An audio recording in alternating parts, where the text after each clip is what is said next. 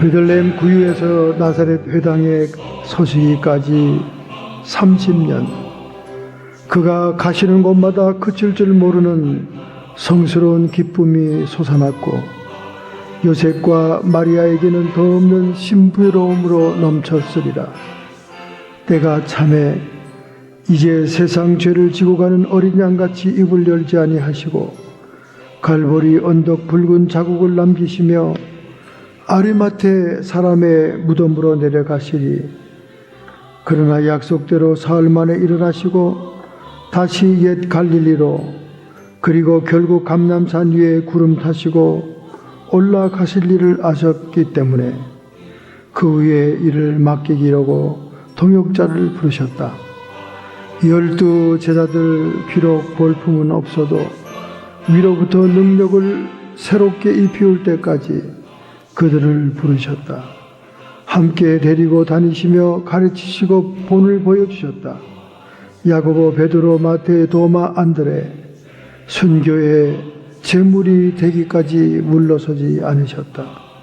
또한 막달라 마리아와 7 귀신의 고침을 받고 헤롯의 청지기 구사의 아내 요한나, 수안나, 또 다른 여인들 그 은혜에 감격하여 자기들의 소유를 저희로 섬겼으니 복음의 동역자들이 주님 오실 때까지 헌신하리라. 하나님 아버지, 주님께서 동역자를 불러 그들을 헌신케 해서 세계 만방의 복음을 증거하듯이 오늘 저희들도 헌신해야 되는데 하지 못한 모든 잘못과 허물을 주님 앞에 고백합니다. 우리가 더 열정적으로 열심을 다해서 하나님 나라 위에서 살 수 있게 해 주시옵시고, 오늘도 정결한 심령으로 예배할 수 있도록 우리의 마음을 어린 양 예수의 보혈로 씻어 주시옵소서. 예수님의 이름으로 참회의 기도를 주님 앞에 드렸사옵나이다. 아멘.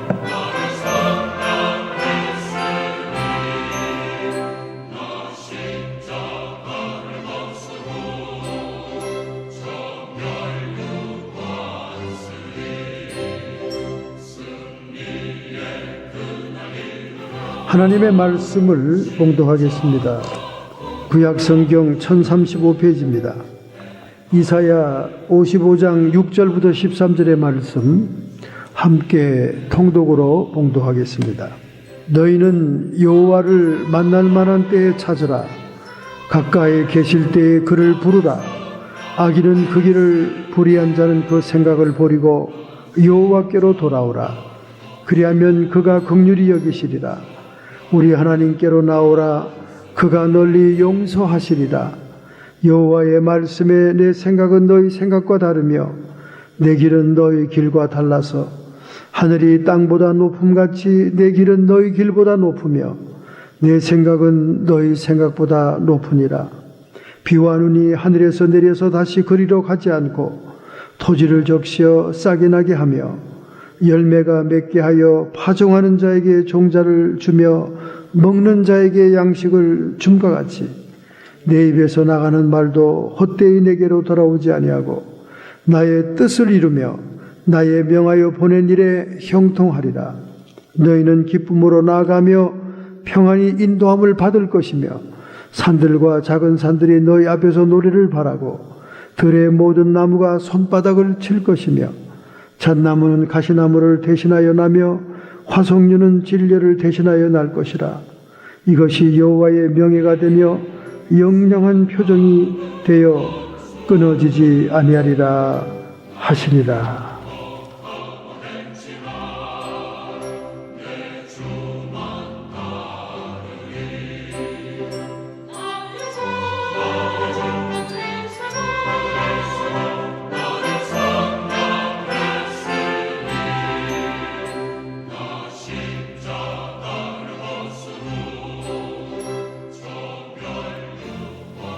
영국의 철학자요 수학자였던 또 논리학자였던 버트런드 러셀이라는 분이 계십니다. 이분이 책을 썼는데요. 나는 무엇을 위해 살았는가? 그런 책을 썼습니다. What I have lived for. 나는 무엇을 위하여 살았는가? 그는 그 책에서 이렇게 얘기했습니다. 나는 사랑에 대한 갈망에 의해서 살았고 지식에 대한 탐구의 욕구에 의해서 살았으며 그리고 이 세계가 겪는 고통의 문제에 대해서 연민했다. 그렇게 얘기했습니다. 세계 인류들이 고통하는 문제에 대해서 연민했다. 아마 그러니까 세계적인 인물이겠죠. 예. 결국 그는 우리 죽음이라는 것이 가장 정직한 것으로서 모든 사람에게 다가오는 결산이다. 그렇게 얘기를 합니다. 그래서 마지막 죽음이 있을 때까지 아무것도 판단해서는 안 된다. 모든 사람에 대한 판단을 보류해라. 그런 말을 아주 썼습니다. 그리고 그의 제 끝에는 이런 얘기가 있습니다. 결국 우리에게는 정확한 인생의 목적이 필요하다. 타겟을 얘기했습니다.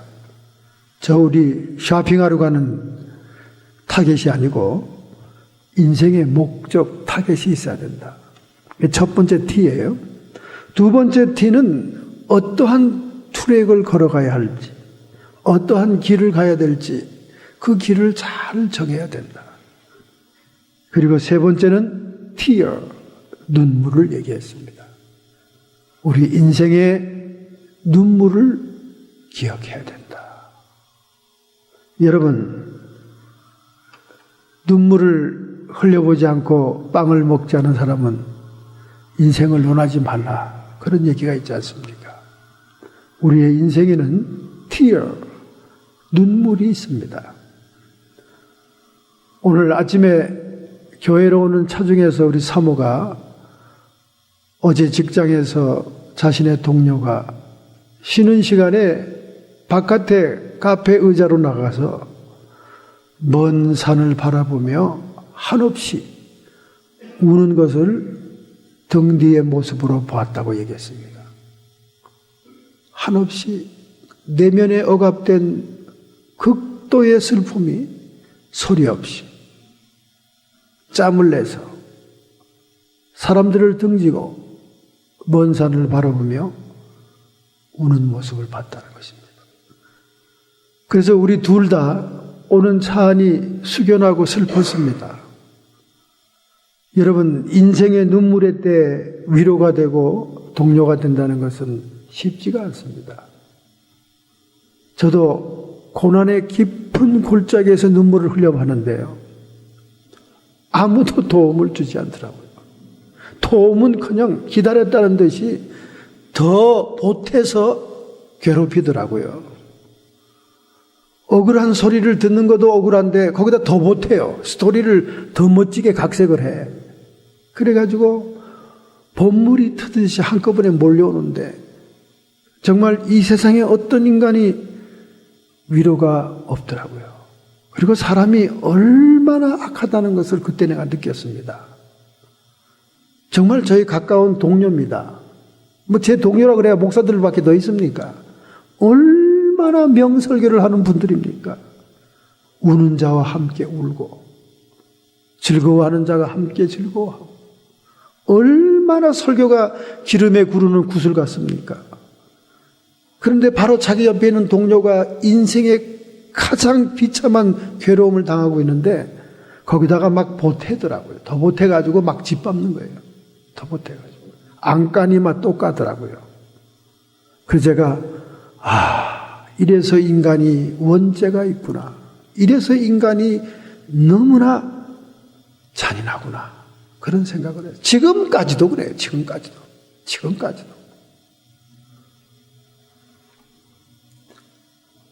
저의 솔직한 심정 같으면 한마디라도 위로의 말을 해주고 싶어요.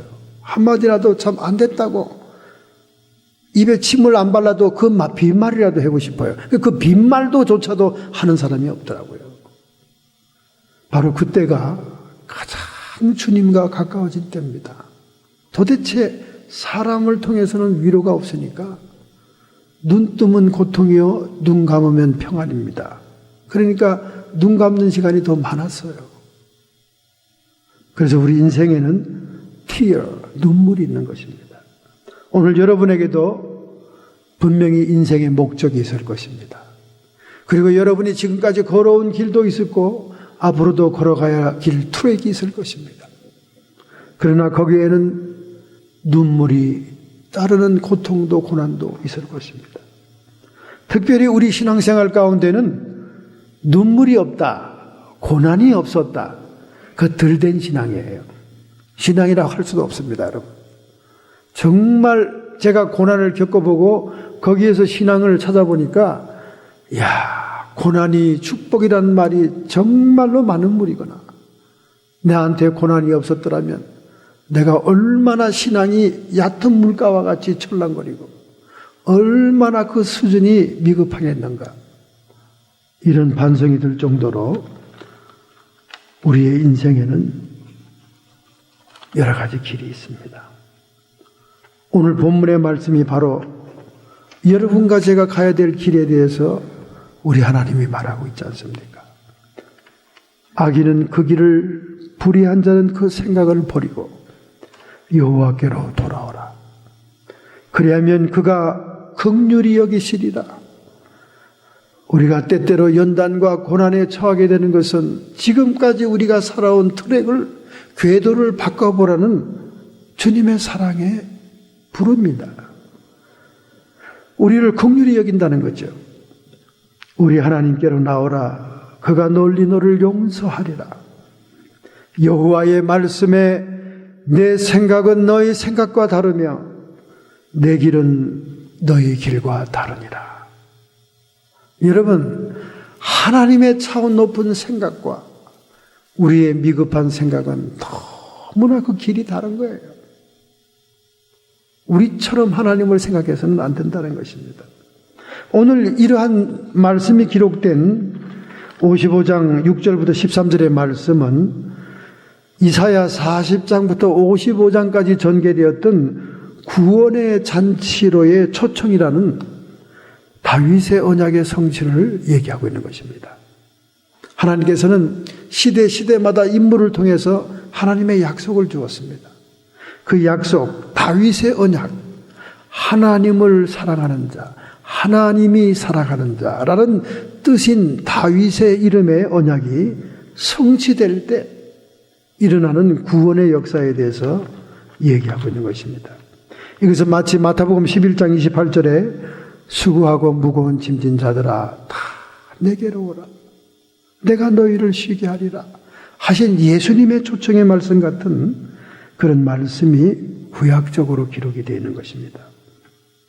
오늘의 말씀들을 구원의 약속으로만 해석을 하지 않고 이중적인 해석을 해보면 우리가 하나님께 구원받은 성도로서 어떻게 쓰임을 받을 수 있는지 그 쓰임 받을 수 있는 길이 오늘 기록되어 있다는 것입니다. 오늘 여러분과 제가 버트런드 러셀이 말한 것처럼 우리는 무엇을 위해 살았는가? 인생 결산의 날에 우리의 인생을 돌이켜보면서 여러분이 정말로 하나님께 쓰임을 받았던가 회상할 수 있도록 우리는 오늘 말씀을 통해서 지혜를 얻어야 될 줄로 믿습니다. 특별히 하나님과 성도들은 언약의 백성입니다. 꼭 하나님께서는 항상 너희는 나의 백성이요 나의 약속을 가진 백성이다 그렇게 얘기합니다. 특별히 뉴욕에서 한국 사람들이 장사들을 많이 하죠. 액세서리 장사 많이 합니다. 잡동사니 모든 걸 다 팔죠. 뭐 가짜 필름도 팔고 뭐 별걸 다 팝니다. 만물상이라 그러지 않습니까? 없는 물건이 없죠. 그런 물건을 파는 옆에 유대인이 끼면 그 장사 가게는 망하는 겁니다. 그래서 이 한국 사람들이 독한데도 유대인에게는 못 당하는 거예요. 왜 그러냐면 유대인들은 현찰 박치기로 도매상에 가서 물건을 떼옵니다. 우선 원가가 싸요. 그러니까 세일을 때리니까 옆에 있는 한국 도매상들이, 이 상점들이 맥을 못 추는 거예요. 이익이 없는 겁니다. 그래서 뉴욕 사는 사람들은 유대인 유자만 들어도 아주 그냥 고개를 살래살래 흔들죠. 정말 유대인은 세계적인 금융을 움직이는 사람들입니다. 유대인들은 정치와 권력을 이 마지막 때에 장악한 사람들이죠. 돈을 가지고 있으니까. 그러니까 선거 때가 되면 정치 자금을 움직이는 유대인들이 큰 소리를 칩니다. 그러나 유대인들을 지배하고 있는 10가지의 상술 원칙이 있습니다. 그 상술 원칙 가운데, 왜냐하면 그들이 모든 민족들에게 들어가 사는 동안 돈이 없으면 살 수가 없으니까, 나라의 주권도 없고 자기 국토도 없고, 그러니까 돈만 의지하니까 이 상술에 대한 지혜가 대단히 발달되어 있습니다. 그들의 상술의 10가지 원칙 가운데 가장 중요한 원칙이 뭔지 아십니까? 그것은 약속을 깨뜨리지 말라, 그겁니다. 성실하게 약속을 이행해라. 그래서 말이죠. 왜 그들이 약속을 이행해야 됩니까? 자신들도 하나님과 약속받은 백성이기 때문에 그래요. 약속이란 말은 히브리 말로 베리트입니다. 베리트란 말은 서로 묶었다. 문서를 쓰고 약속을 하면 서로 줄로 묶는 것처럼 묶이는 거예요. 묶이는 거예요. 공동 운명체가 되는 거죠. 한 배를 타게 되는 겁니다. 헬라 말로는 디아세케라고 합니다. 디아세케. 똑같은 의미예요. 서로 묶는다는 뜻이에요. 하나님과 언약의 백성으로 자신들이 살고 있기 때문에 자신들도 개인적으로, 상업적으로, 비즈니스상 약속을 하면 반드시 지켜야 된다. 우리 동네 미장원을 페니 세이버에 나는데 2,000불에 판다는 거예요. 세상에 무슨 미장원이 2,000불입니까? 생각해 보세요. 시설이 다 돼 있고, 다 돼 있고, 렌트비도 400불밖에 안 되는데, 아마 한국 사람이 판다 그러면 적어도 2만 불, 3만 불은 받았을 거예요. 근데 2,000불을 받는다는 거예요. 세이버, 페니 세이버, 여러분 알죠? 집에 이렇게 배달되는. 그 글자가 막 깨알 같아가지고 눈에 띄지도 않아요. 거기 한 줄 딱 써 있으면. 얼른 전화 걸었습니다. 그때 우리 교회에 미장원을 집에서 하고 있었기 때문에 차고에서. 얼른 찾았어요. 미장원을 하고 싶다 그러니까. 그래서 가서 계약을 했습니다. 뛰어가서 무조건 계약부터 했어요. 근데 이 사람이 타주로 이사가는 유대인이었어요. 유대인이었어요. 저희가 맨 처음에 받길래 2,000원이지 그 다음 사람이 뛰어와서 10,000불 준다는 거예요. 그 다음 사람은 20,000불 준다는 거예요. 점점 가격이 올라가네. 근데 이 주인이 뭐라고 그런지 아십니까? 나는 처음에 계약한 사람에게 그대로 이 가게를 물려주겠다. 그런 거예요. 유대인이라서 그렇습니다. 유대인이라서. 약속을 지킨다는 거예요. 아무리 돈을 많이 주고 위약금을 준데도 no. 처음에 디파짓하고 사인한 사람에게 준다는 거예요. 그래서 이렇게 싼 미장원을 지금까지 잘하고 있잖아요. 얼마에 팔지 모르겠지만 지금 아주 그걸로 아주 크게 팔려고 지금 리타이어 하면서 그러시는데, 글쎄요. 그만큼 벌었으면 이제 뭐 적당히 하셔야지.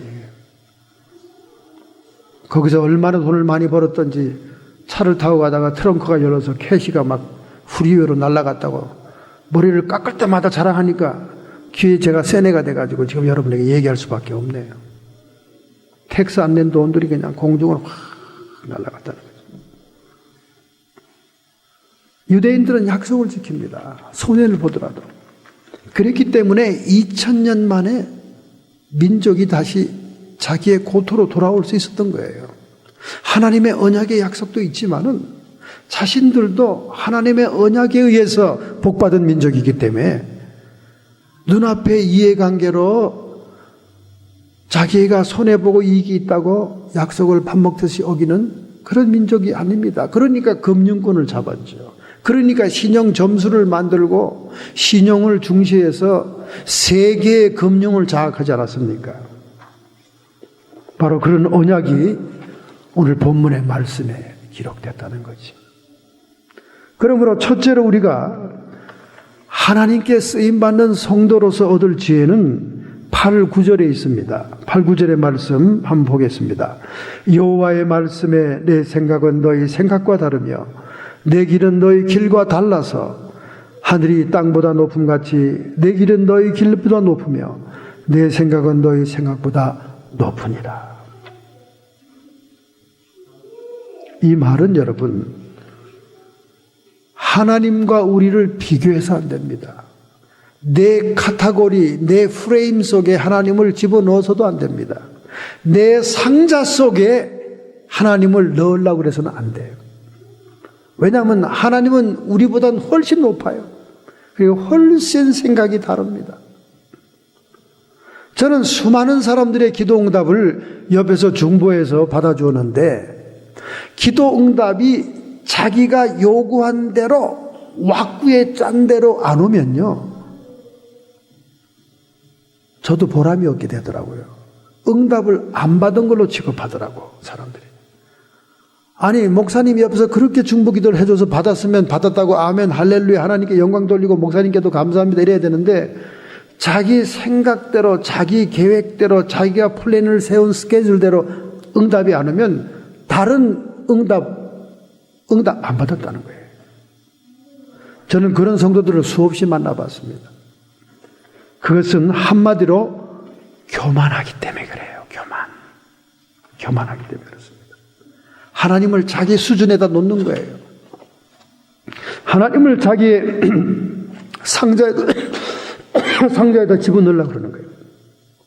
인간의 제한된 안목으로 하나님을 판단하는 행위. 교만해서 그래, 교만해서. 하나님은 그 사람의 가장 알맞은 응답을 줍니다. 그 사람의 지금의 수준에 맞는 응답을 줘요.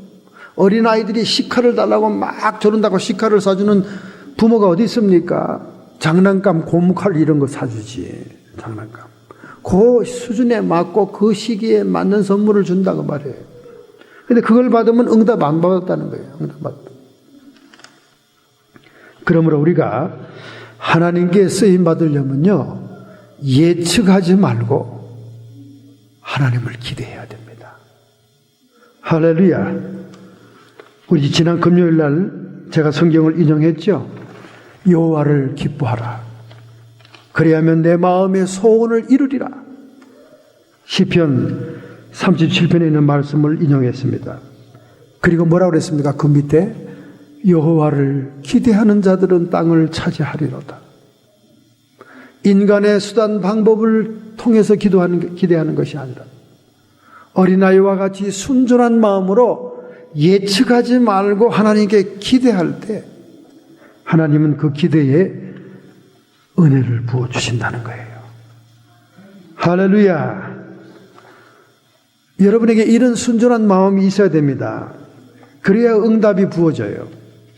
여러분의 생각대로, 여러분의 뜻대로, 여러분이 원하는 대로만 주어져야 된다. 이렇게 했다가는 하나님을 여러분이 컨트롤하는 거예요. 하나님을 조종하는 겁니다. 하나님이 주시는 대로 받으세요. 할렐루야. 우리가 살다 보면 그럴 때가 많이 있습니다. 하나님이 주시는 대로 받을 때가 많이 있습니다. 그런데 누구에게 주시냐? 하나님을 전폭적으로 기대할 때, 기대하는 자에게 줍니다.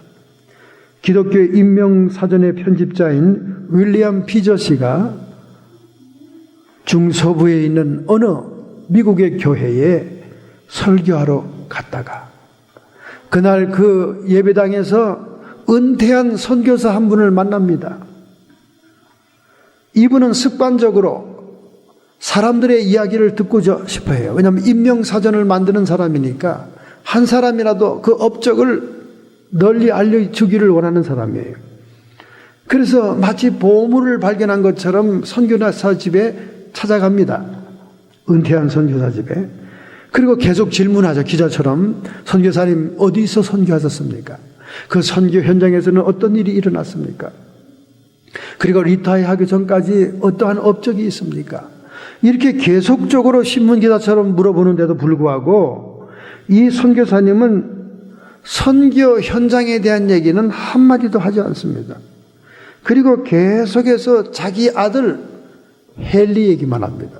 하나밖에 없는 헨리 얘기만 하는 거예요. 우리 아들이 비록 나이는 들었었지만은 어엿한 문학 청년이었다고. 그리고 그 아들에 대해서 얘기하는 거예요. 아니 그것도 집 나간 아들이었습니다. 들어보니까. 그러나 이 선교사님은 선교 현장이나 어디에 있든지 집 나간 아들에 대한 기대를 갖고 하나님께 기도한 겁니다. 하나님, 그 아들이 비록 내 손에 없고 나를 떠났지만은 주님의 손 안에 있사오니 주님이 반드시 하나님의 영광의 나라 위에 쓰게 하실 줄로 믿습니다. 하고 자기가 가장 기대를 품고 기도했던 자기 아들 외아들 헨리에게만 하는 거예요. 그래서 이 윌리엄 스피처는 할 수 없이 인명사전에 선교사님의 이름을 넣는 것을 포기하고 그 아들에게 포커스를 맞춰서 이제 질문하게 됩니다. 그래요. 그 아들이 무슨 일을 했는데요? 그랬더니 한날은 그 아들이 건달로 지나다가 나에게 편지를 했다고. 무슨 편지를 했는데요? 아버지, 내가 이제는 잡지를 한번 내보려고 하니 지금 아버지가 가지고 있는 모든 돈을 나에게 보내세요. 이런 편지를 받았다는 거예요. 생전 편지 없던 건달 같은 아들이 말이에요. 그러니 보통 아버지 같으면 기가 막혀서 편지를 쫙 찢었을 거 아니에요. 그런데 이 선교사님은 계속 하나님께 기대를 갖고 아들을 놓고 기도했던 바기 때문에 하나님이 무슨 계획이 있겠구나. 이 아들이 하나님의 감동을 받아 뭘 생각하고 있구나. 그리고는 자기가 가지고 있던 모든 전 재산 600달러. 옛날이니까 큰 돈이겠죠. 600달러를 봉투에 넣어서 아들에게 보냈던 겁니다. 그래서 그 아들이 창조한 잡지가 세계적인 타임지입니다. 그리고 라이프지고 포춘지입니다. 오늘날은 피플지, 얼마나 많은 잡지들이 나왔습니까? 헨리 루소의 얘기입니다. 여러분, 그때 인명사전을 쓰는 윌리엄 비전은 고개를 끄덕끄덕 했습니다. 모든 사람들이 정말로 하나님께 기대감을 갖고 기도하면 언젠가는 하나님이 그 뜻을 이루시는구나. 그걸 자기의 사전에 쓰게 된 거예요. 여러분, 우리 두뇌의 기능 가운데는요, 이 전두엽이라고 하는 이 톡 튀어나온 앞니마의 이 대뇌가 말이죠. 우리 온몸을 리드 하는데 Selective Attention이라는 기능이 있습니다. 그건 뭐냐? 선택적인 집중의 능력이 있다는 거예요. 많은 일들 가운데 초점을 맞출 줄 안다는 거예요. 무언가 기대하는데 어떤 거에 집중한다는 거예요. 여러분, 이게 집중한다는 게 얼마나 중요한지 모릅니다. Selective Attention. 능력받은 목사님들도 마찬가지예요. 여러분, 목사가 능력을 가지고 다니는 게 아닙니다. 내 안에 계신 주님이 능력을 행하시는 거예요. 이 사역자들이 자꾸 착각을 하기 때문에 자기가 무슨 큰 능력을 소유한 것처럼 도사 노릇을 하려고 그러는데 이게 지금 영성의 세계를 잘 몰라서 그래요. 그렇다면 모든 사람이 다 예수님의 영이 있고 성령을 모시고 있는데 왜 능력이 나타나기도 하고 안 나타나기도 합니까? 이유가 있죠. Selective Attention입니다. 어느 것에 기대감을 갖고 집중을 할 때 능력이 나타나는 거예요. 그걸 컨센트레이션이라고 해요. 제가 체험에 의해서 깨달은 겁니다. 체험에 의해서. 어떤 교회 가면 쓰러지기를 사모하는 교회가 있어요. 그러면 제가 셀렉티브 어텐션으로 하나님, 이 교회 성도들은 쓰러져야 하나님의 임재를 느끼는 사람들입니다. 그렇게 하고 거기에다 포커스를 맞추고 안수기도 하면요, 쓰러지기 시작합니다. 심지어 손이 안 닿아도 쓰러져요. 저 끝에 있어도 쓰러져요. 뉴욕에서 집회할 때였습니다. 하나님께서 병명을 가르쳐 줬어요. 그 병명을 부르면서 나오려고 그러는데 그날 사람들이 너무나 가득 차가지고 통로가 다 막힌 겁니다. 그러니까 뒤에 서서 나오려고 아무리 길을 열라 해도 길이 안 열리는 거예요. 그래서 거기 그냥 서 계세요. 거기도 주님이 계십니다. 그래서 그 병명 놓고 예수의 이름으로 강상에서 안수기도를 하니까 그 자리에서 확 넘어지더라고요. 앞에 있는 분들도 넘어지고. 그런데 거기에다 포커스를 안 맞추면 그런 현상이 안 나타나더라고요. 컨센트레이션이 하나님의 능력의 통로가 되는 거예요. 여러분, 이 말을 왜 합니까? 여러분이 초점을 맞추어서 기대감을 가지면 하나님이 거기다가 선물을 얹어준다고 말이에요. 할렐루야. 아무리 여러분이 노총각이고 노처녀라도 언젠가 집신도 짝이 있겠지 뭐 하고는 콧노래 부르고 있으면 집신이 나타나질 않아요. 노총각 노처녀 부모들이 뚜쟁이가 돼야 된다니까. 부모들이 눈에 불을 켜고 신랑 신부감을 찾아야지. 집신도 짝이 있겠죠 뭐. 할머니가 된 노처녀 넷을 거느린 집이 있더라고요. 그렇게 태평세월을 보냈으니까 4명이 다 노처녀인 거야. 그냥 지나가는 총각마다 손을 잡고는 이게 우리 사윗감이 아닌감 하고 머리서부터 이렇게 만지고 훑어보는 사람일수록 사위가 언젠가는 들어온다 그 말이에요. 이게 셀렉티브 어텐션, 포커스, 집중적으로 기대하는 마음을 가져야 된다 그 말이에요. 할렐루야. 여러분, 아무 때나 성령이 역사하는 게 아니에요. 어떤 분을 놓고 집중으로 기도할 때 그분에 대해서 하나님이 가르쳐 주는 거예요. 어떤 것을 놓고 집중적으로 기도할 때 그분의 병이 왜 왔으며 그 병을 가져온 사탄은 어디서 왔으며 그걸 가르쳐 준다 그 말이야. 장모님을 통해서 딸에게 들어가서 딸이 불치의 병을 앓고 있다. 그 하나님이 가르쳐 준다 그 말이에요. 그 왜 가르쳐 줍니까? 그걸 역으로 추적해서 쫓아내줘라 그 말이에요. 치료해줘라 그 말입니다. 하나님이 다 알아서 할 거면 하나님이 우리에게 왜 생육하고 번성하라, 땅을 다스리라, 왜 통치권을 위임했습니까? 하나님이 다 알아서 하시지. 그냥 빛이 있으라 뭐 있으라 천사들 지켜서 다 하면 되지. 오늘 여러분과 저에게 영적인 권위를 위임한 것은 우리가 셀렉티브 어텐션, 집중하고 포커스를 맞춰라 그 말입니다. 여러분의 기대도 그렇게 기대해야 됩니다. 그래서 작정기도가 응답이 잘 되는 거예요. 작정기도가 뭡니까? 집중해서 몇 가지의 기도의 제목을 놓고 가장 하나님께 기도할 때 그 집중적인 기대감에 하나님이 역사하는 것. 할렐루야. 뿐만 아니라 우리 이 전두엽의 뇌기능 가운데는 셀렉티브 리텐션이 있습니다.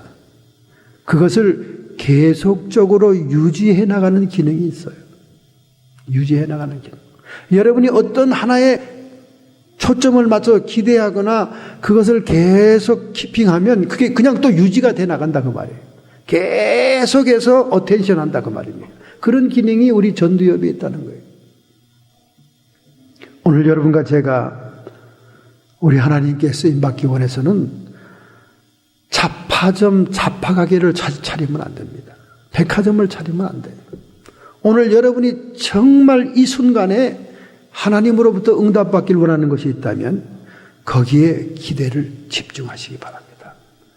할렐루야. 이게 쓰임받는 비결이에요. 이게 쓰임받는 비결입니다. 집중해야 되는 게 attention, concentration. 그리고 거기에 기대감을 갖는 거예요. 기대감을 갖되 내가 왁구를 짜고 스케일을 만들어서 꼭 이대로 해주세요 이렇게 하면 안 되는 거예요. 그렇게 하면 안 되고 하나님이 보시기에 좋은 대로 하나님의 뜻대로 저에게 이루어지기를 원하나이다. 꼭 기도 끝에는 그걸 붙여야 되는 거예요. 예수님이 그렇게 기도했잖아요. 예수님처럼 기도해야지. 나는 할 수만 있으면 이 잔이 내게서 떠나기를 원합니다. 그것이 얼마나 고통이요 괴로운 것인 제가 압니다. 그러나 내 뜻대로 마옵시고 아버지의 뜻대로 하옵소서. 겟세마네 예수님의 기도마저도 예수님이 짠 왁고에 응답받은 게 아니에요. 예수님이 원하는 것은 잔이 옮겨지는 겁니다. 십자가 아닌 다른 방법으로 인류를 구원하는 거예요. 고통 없이 구원의 사역을 이루는 것이었습니다. 그게 예수님이 짠 왁고예요. 육신을 가진 인간 예수니까. 그러나 하나님께서는 십자가라는 피 흘림이 없이는 구원 사역을 완성하지 않았습니다. 왜 그렇습니까? 레위기 11장 17절 피가 생명이 피에 있으므로 피가 죄를 속하느니라. 피는 피로 갚아야 되기 때문에 예수님이 십자가를 통해서 고통을 통해서 구원 사역을 이룬 것입니다. 할렐루야. 여러분 어떤 기도의 제목이 있습니까? 그 제목에 대해서 집중하세요. 그리고 기대를 가지세요. 기대가 없는 곳에는 응답이 주어지지 않습니다. 그냥 입으로는 유창하게 그냥 날라리야 닐리리야 하면서 방언으로 기도하고 해놓고는 기도만 딱 끝나면 언제 하나님의 응답이 오겠느냐는 듯이 갖은 인간적인 방법을 다 동원해서 백주를 동원해서 하려고 이리 뛰고 저리 뛰고 몸부림치지 않습니까? 그렇게 하지 말라는 거죠. 전적으로 하나님께 기대감을 가지시길 바랍니다. 이것이 쓰임받는 길이에요. 두 번째입니다. 두 번째 한번 보겠습니다. 두 번째는 10절부터 11절의 말씀. 비와 눈이 하늘에서 내려 다시는 그리로 가지 않고 토지를 적시어서 싹을 나게 하며 열매를 맺게 하여 파종하는 자의 종자를 주며 먹는 자에게 양식을 준 것 같이 내 입에서 나가는 말도 헛되이 내게로 돌아오지 아니하고 나의 뜻을 이루며 나의 명하여 보낸 일에 형통하리라. 이렇게 하나님의 약속의 말씀은 반드시 성취하고 열매를 거둔다는 거예요. 그렇기 때문에 너희는 기쁨으로 나가며 평안으로 인도함을 받을 것이요 산들과 작은 산들이 너희 앞에 노래를 말하고 들의 모든 나무가 손바닥을 칠 것이며 잣나무는 가시나무를 대신하고 가시나무는 저주를 상징하죠. 저주가 회복되어서 저주가 축복으로 변한다고 말입니다. 또 화석류는 진려를 대신하고 진려도 저주받은 증거였죠. 화석류는 가지가 많은 아름다운 꽃을 얘기합니다. 화석류는 진려를 대신하여 날 것이라. 이것이 여호와의 명예가 되며 영원한 표정이 되어 끊어지지 아니하리라. 하나님이 우리를 구원했다는 것은 저주가 변하여 축복이 되는 걸 얘기하는 거예요. 원죄의 결과는 저주였습니다. 땅이 너로 인하여 저주를 받아 가시나무와 엉겅퀴를 낼 것이며 그 도로 뒤집어서 잣나무가 사철 푸른 잣나무 우리에게 영양이 있는 잣을 주는 열매 맺는 나무로 변한다는 거예요. 축복으로 변한다는 얘기입니다. 저주가 축복이 됐다는 거예요. 예수님께서 저주를 머리에 씀으로 인해서 가시채를 씀으로 인해서 피 흘림으로 인해서 우리가 저주가 변하여 축복이 됐다는 거예요. 할렐루야. 이런 결과를 가져온 우리 구원받은 성도니까 이 구원받은 성도들은 하나님의 약속이 성취될 것을 믿어야 됩니다. 모든 성령의 역사는 말씀의 역사, 진리의 영의 역사입니다. 성령이 진리의 영이기 때문에 그래요. 진리의 영이란 말은 뭐냐? 하나님의 약속을 성취하는 영이다 그 말이에요. 하나님이 우리에게 말로 주어진 약속을 증거하는 영이다 그 말입니다. 할렐루야. 결국 다윗에게 약속했던 것이 예수 그리스도, 다윗의 후손, 여자의 후손인 예수 그리스도로 말미암아 성취가 된 거예요. 고고학자들은 예수님의 십자가의 사건을 놓고 흐느껴 웁니다. 오늘 여러분과 저는 글로만 그냥 이걸 듣고 있기 때문에 그 감촉과 감각이 그냥 그래요. 그냥 문학적으로 들리지. 그런데 고고학자들은 현장에서 그걸 발견하거든요. 여러분, 이미 예수님의 법궤가 발견됐습니다. 예수님 법궤가 아니라 구약의 성전의 법궤가 발견이 됐습니다. 유대인들이 제3성전, 환란성전을 지을 모든 돈과 자재를 다 준비했습니다. 그런데 지금 회교, 바위의 성전, 그 회교 교당에 서 있는 자리, 그 밑에 그 바위, 솔로몬의 바위, 그리고 아브라함의 바위, 모리아산 바위라는 그 바위 위에 서 있는 회교의 성전이 있잖아요. 그 성전을 어떻게 무너뜨리냐 그 말이야. 거기다 성전을 지어야 되는데 지금 그것만 교문이 남았죠. 근데 일부 고고학자들이 사실은 그 자리가 성전 자리가 아니었다. 북서쪽으로 몇백 미터 더 가서 거기가 성전 자리다. 그러니까 우리가 회교들하고 싸울 필요가 없다. 성전, 회복 성전을 지으려면 그 옆에다 지으면 된다. 그렇게 얘기하는 거예요. 근데 그 옆에다 짓는 것도 회교 국가들하고 분쟁이 일어나야 되죠. 싸워야 되죠. 그래서 적그리스도가 나타나서 그걸 조종하지 않습니까? 적그리스도는 평화의 사도로서, 평화의 정치인으로서 나타나서 이슬람과 유대교를 화해시키죠. 그래서 거기다 환란 성전을 결국은 짓게 됩니다. 여러분 보세요. 오바마가 팔레스타인과 유대인들을 화해시키지 못했습니다. 그런데 누가 화해를 시켰습니까? 프란치스코 교황이 화해를 시켰어요. 그래서 이 프란치스코 교황은 미국의 대통령도 해결하지 못하는 이슬람과 유대교의 평화를 이룩한 거예요. 바티칸의 교황이. 성경에서 말하는 평화의 그 사도의 모습이 나타나는 거죠. 그래서 결국 제3성전, 회복성전이 지어지는데 유대인들의 고민이 뭐냐면 언약궤가 어디 있냐고 말이야. 성전을 지으면 지성소에 언약궤가 있어야 되는데 언약궤가 어디 갔냐? 고고학자들이 발견했어요. 그것도 성경에 기록이 돼 있었어요. 뭐 솔로몬이 예루살렘이 멸망할 때 솔로몬의 후손인 이디오피아 자손들 흑인들이 와서 그거를 지고 이디오피아와 에집트 땅으로 수단 땅 어디에 뭐 감춰놨다. 그런 학설이 가장 유력한 학설이었어요. 그래서 많은 고고학자들이 저 수단 땅, 이디오피아 땅, 아프리 땅 사막을 파헤치고 굉장했는데 영국의 고고학자가 예레미야 성경을 읽다가 바벨론이 쳐들어올 때 예레미야가 하나님의 성전의 중요한 기명들을 동굴에 감췄다는 것을 성경을 통해서 알게 됩니다. 그래서 골고다 언덕 바로 근처에 예레미야의 동굴이 발견됩니다. 예레미야 코브라고 그래서 제3성전 환란성전을 짓는 유대인들이 영국의 고고학자들에게 돈을 막 투자했어요. 자기들이 숙식을 제공하고, 왜냐하면 그 사람들이 성경을 통해 얘기하는 게 맞거든요. 타당성이 있어 보이거든. 왜냐하면 예레미야가 바벨론에게 함락되기 전에 성전 모든 중요한 기명을 동굴에다 감췄다는 성경 구조를 인용하면서 저기다 얘기하니까 그럼 당신이 한번 파보시오.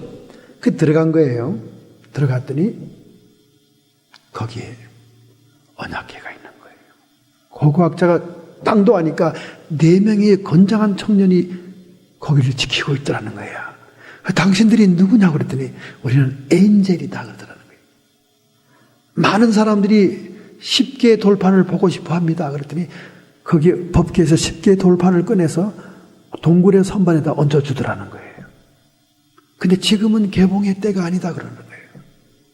그래서 고고학자가 그 법궤를 가봤더니 그 법궤 뚜껑에 피가 떨어져 있더라고요. 피가. 여러분 옛날 동물들에게 제사를 드릴 때 드리던 그 피가 아직 남아 있었겠습니까? 그 동물의 피인지 사람의 피인지 그래서 그 피를 갖다 긁어가지고 그 예루살렘의 그 국립수사본부에다 DNA 검사를 했대요. DNA를 검사했더니 염색제가 24개밖에 없더래요. 사람의 염색제는 48개가 있어야 된답니다. 남자 24, 여자 24기가 만나야 돼요.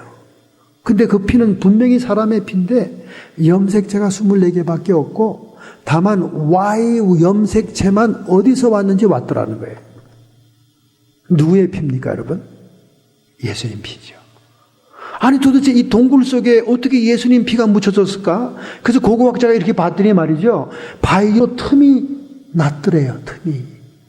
바위로. 그 틈을 따라서 올라가 보니까 거기가 골고다 산상 십자가가 섰던 자리더래요. 그러니까 로마의 병정이 예수님이 죽은가 해서 팍 창을 던졌는데 옆 갈비뼈에 땅 맞고는 물과 피가 쭉 흘렀잖아요. 그 물과 피가 땅으로 떨어져서 흘러서 바위 틈으로 내려와 가지고 예레미야가 법궤를 숨겨놓은 그 법궤 뚜껑에 떨어졌다는 거예요. 아주 신구약 성경이 완전히 일치되고 성취되는 기적인 거죠.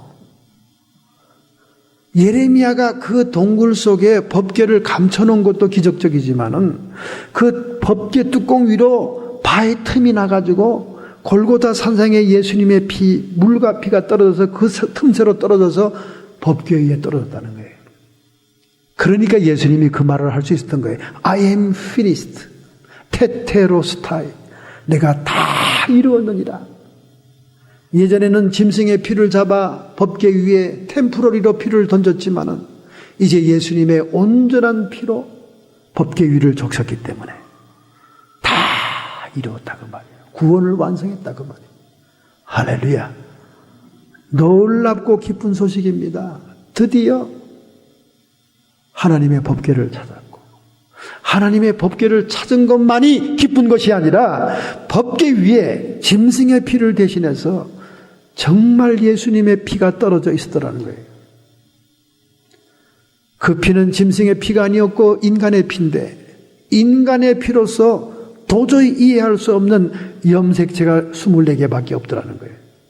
남자 여자가 만났으면 48개의 염색체가 있어야 되고 남자가 태어나려면 Y 염색체가 남자로부터 주어져야 되는데 남자의 흔적은 없고 Y 염색체만 성령님으로부터 왔더라 그 말입니다. 할렐루야. 이렇게 하나님의 말씀은 정확하게 이루는 거예요. 열매를 맺는 겁니다. 오늘 여러분과 저는 더 이상 저주가 없습니다. 나무에 달린 자마다 저주를 받는데 우리 주님이 나무에 달리심으로 저주를 속량했습니다. 이제 여러분과 저는 저주의 문제가 해결된 하나님의 백성이요 성도이기 때문에 우리가 구하고 기도하는 것은 다 하나님이 주시는 겁니다. 은혜로 다 주십니다. 믿으시면 아멘 합시다. 할렐루야. 다만 우리는 이 언약의 말씀, 진리의 말씀을 따라 역사하는 성령의 증거를 들으면 돼요. 성령의 증거를 순종하면 됩니다. 사람들이 와서 저한테 얘기해. 목사님은 가끔 간증하면서 성령의 음성을 들은 얘기를 하시는데 어떻게 성령을 음성을 들어요? 그렇게 묻는 분이 많아요. 그 음성 듣는 세미나도 있잖아요. 성령 세미나. 음성을 어떻게 들을 것인가. 그런데 가장 중요한 얘기는 뭡니까?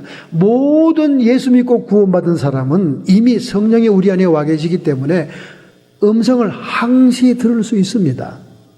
여러분이 그 음성을 무시했기 때문에 그래요. 무시했기 때문에. 여러분, 기대의 반대말이 뭔지 아십니까?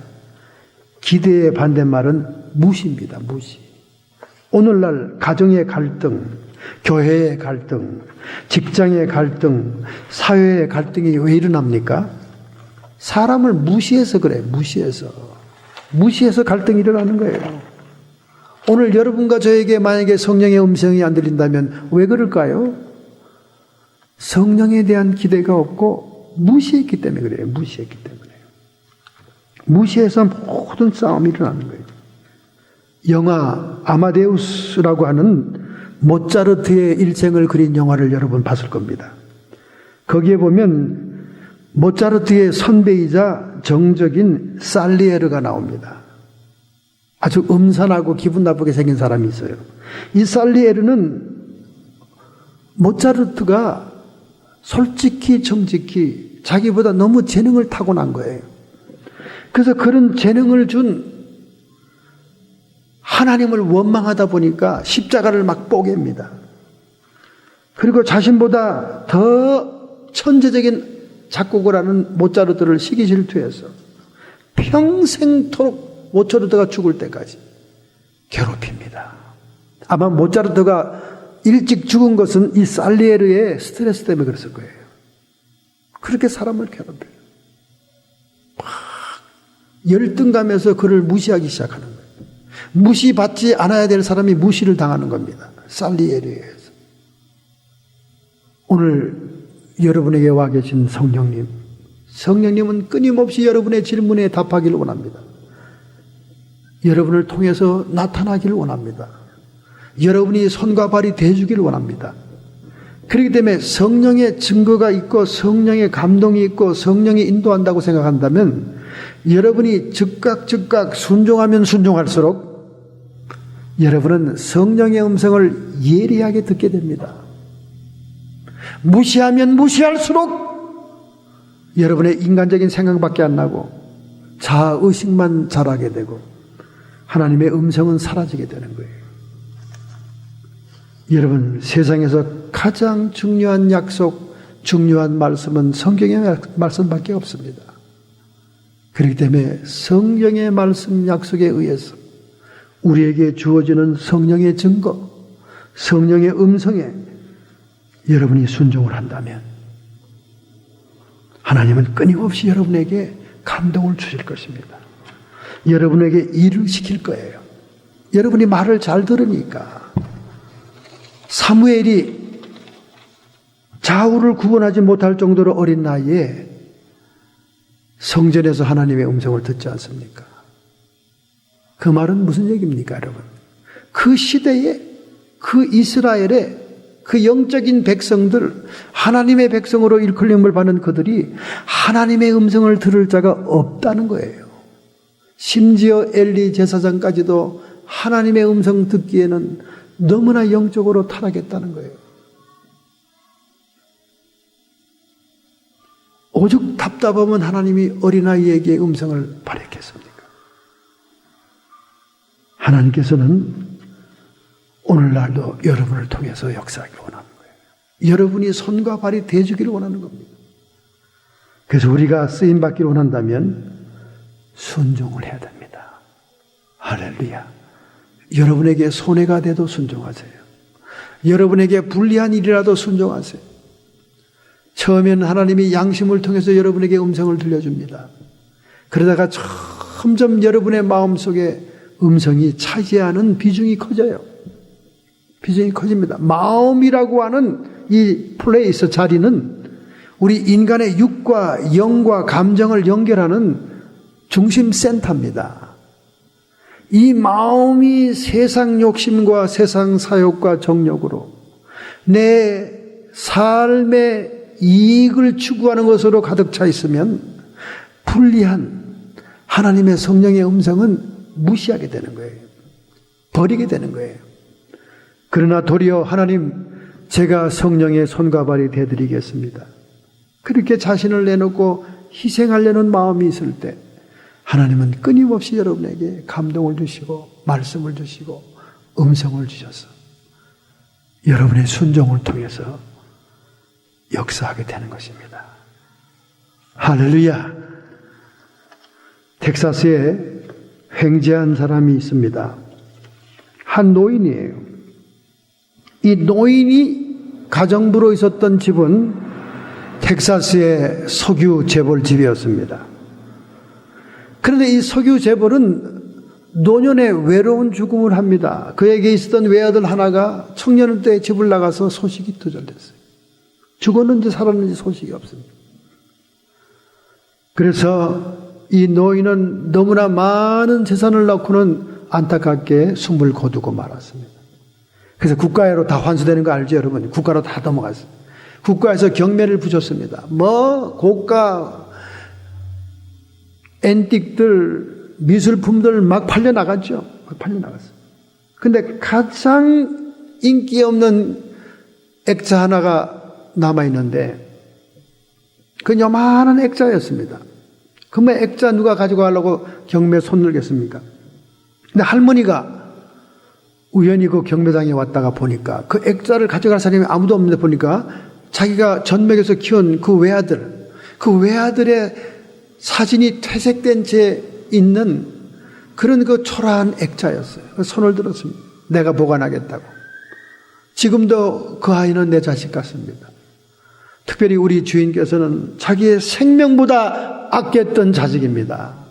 그러면서 그 액자를 자기가 $5 이렇게 경매를 불렀는데 아무도 나타나지 않으니까 $1로 도로 떨어져서 그 $1로 액자를 샀습니다. 이 할머니는 소중하게 가슴에 품고 자기가 키웠던 그 아들을, 액자가 너무 낡았잖아요. 그리고 막 먼지가 쪘잖아요. 그러니까 그 액자를 새로 갈기 위해서 액자를 깨끗한 거 사가지고 그 묵은 액자를 다 뜯어냈습니다. 가려고. 그때 뒤에서 종이가 하나 툭 떨어진 거예요.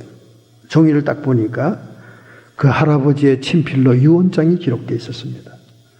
나의 생명보다 더 사랑하는 나의 아들을 진정으로 사랑하는 사람에게 나의 모든 재산을 물려준다 하는 것이 거기에 기록되어 있었습니다. 그래서 텍사스의 횡재한 할머니, 텍사스의 신문에 실렸던 겁니다. 여러분, 이것은 비단 한 세속의 사건에 불과하지만은 오늘 여러분과 제가 예수님만을 위해서 정말 자신을 희생할 마음이 있다면 하나님은 더 큰 보상과 면류관으로 여러분에게 갚아줄 것입니다. 사람은 딱 두 종류밖에 없다는 거예요. 일을 위해서 자신을 희생한 사람과 자신을 위해서 일을 희생한 사람, 두 가지밖에 없다는 거예요. 이 세상엔 두 가지밖에 없대요. 자기가 편안하려고 일을 벌인 사람과 일을 위해서 자기의 온몸을 헌신한 사람, 두 종류밖에 없다는 거예요. 오늘 여러분의 타겟, 여러분이 이 땅에서 사명을 갖고 살려고 하는 것이 무엇입니까? 성경을 통틀어 오늘 여러분과 저의 사명은 딴 것이 아닙니다. 여러분과 저의 사명은 첫째, 나에게 더 있는 것이 사명입니다. 여러분에게 건강이 더 있습니까? 몸으로 도와주세요. 여러분이 물질이 더 있습니까? 물질로 도와주세요. 여러분에게 더 있는 재능, 더 있는 것이 여러분의 사명이에요. 두 번째는 내가 관심이 가는 것이 사명입니다. 교회를 나와도요, 교회 이 청결 상태에 관심 있는 사람이 있고, 교회 어린 아이들에 관심 있는 사람이 따로 있고, 교회 식사에 대해서 신경이 쓰이는 사람이 있어요. 그 관심이 가는 것에 여러분의 사명인 거예요. 그 다음에 여러분의 마음에 부담을 주는 게 있습니다. 자꾸 부담이 와요. 자꾸 무거운 짐처럼 느껴지는 게 있습니다. 그게 여러분의 사명이에요. 홈리스를 보면 막 가슴이 찢어지는 것 같아요. 홈리스의 사명이 있는 거예요, 그 사람은. 지금 우리 친구가 유수 사명, YM 사명하면서 캐나다에서 홈리스 사명한다는 얘기를 최근에 제가 알았는데, 정말 그 자기의 부담이 있기 때문에 그런 거예요. 불쌍히 여기는 마음이 있기 때문에. 마지막 네 번째로는 자기가 겪었던 고통, 자기가 겪었던 아픔, 고난이 자기 사명인 거예요. 자기와 같은 고통을 당하는 자들을 위로하고 도와주고 상담해 주는 것이 사명인 것입니다. 자기가 병에 걸렸던 그 병의 고통, 불치의 병, 그것이 그 사람 같은 사람들에게 위로할, 기도해 줄 사명인 것입니다. 여러분과 저의 인생은 지금 평가될 수 없습니다. 먼 훗날 그리스도의 심판대 앞에 설 때, 우리 주님이 양과 염소로 여러분을 가를 그때에 하나님께서는 우리의 인생을 평가할 것입니다. 사람이 한 번 죽는 것은 정한이지요. 그 후에는 심판이 있으리라. 히브리서 9장 27절의 말씀입니다. 지금 캘리포니아는 2010년 이후에 지면이 0.616인치씩 높아지고 있습니다. 학자들은 지각 활동에 미치는 활동을 연구조사한 결과 가뭄이 들어서 캘리포니아 지하수가 고갈되니까 지표면이 상승하고 있다는 것입니다. 예전에는 지하수가 지표면을 눌리고 있었는데 그만 가벼워지니까 이게 자꾸 올라간다는 거예요. 그 지표면이 올라가면 좋겠네. 온난화 현상에 바닷물 수면이 상승한다는데 캘리포니아는 마냥 좋은 현상이 아닙니다. 지표면이 상승하면 대지진이 온다는 거예요. 대지진이. 여러분, 오늘 여러분과 저의 심령 속에 있는 성령의 생수가 고갈하게 된다면 우리 인생은 대지진을 맞이하게 되는 겁니다. 오늘 수많은 성도들이 구원받았다는 확신과 즐거움 속에 도취되어서 아무 일도 하지 않고 성령이 감동이 오더라도 자기가 불리하고 손해나는 것은 절대 행하지 않습니다. 점점점 성령의 생수가 고갈된다면 여러분의 인생은 대지진의 재앙이 기다리게 된다 그 말이지.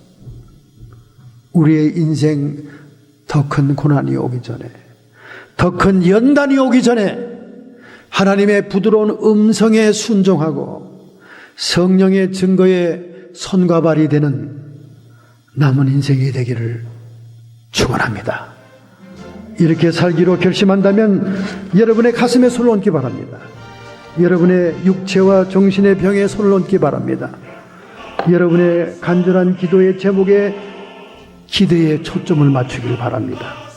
하나님께서는 예측 없이 집중적으로 기대하는 사람을 쓰십니다. 성령님께서는 자기의 증거의 말을 그대로 순종하는 자들을 통해 수적으로 손과 발로 사용하기를 원하십니다. 오늘 이렇게 살기로 결단한다면 여러분 결단의 시간, 여러분의 의지를 주님께 표현하시기 바랍니다. 하나님 아버지, 저희들의 인생 결산의 평가는 이제 죽음 후에 그리스도의 심판대 앞에서 우리 주님이 판단하실 줄로 믿습니다. 우리가 아직 숨이 붙어있는 이 세상의 삶 속에서는 누구도 우리를 판단할 수가 없는 줄로 믿습니다. 하나님, 우는 자와 함께 울고 즐거워하는 자와 함께 즐거워하는 하나님의 사람이 되기에 주옵시고, 우리는 항상 성령의 인도를 따라 살아가게 해 주옵소서. 성령의 음성을 무시하고 간과하지 말게 해 주옵시고 즉각 순종하는 종들이 되게 하옵소서.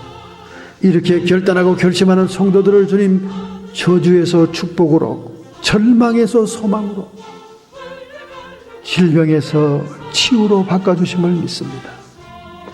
성도의 육체와 정신의 역사는 모든 질병들은 예수님의 흘리신 피로 씻음받을지어다, 치료함 받을지어다.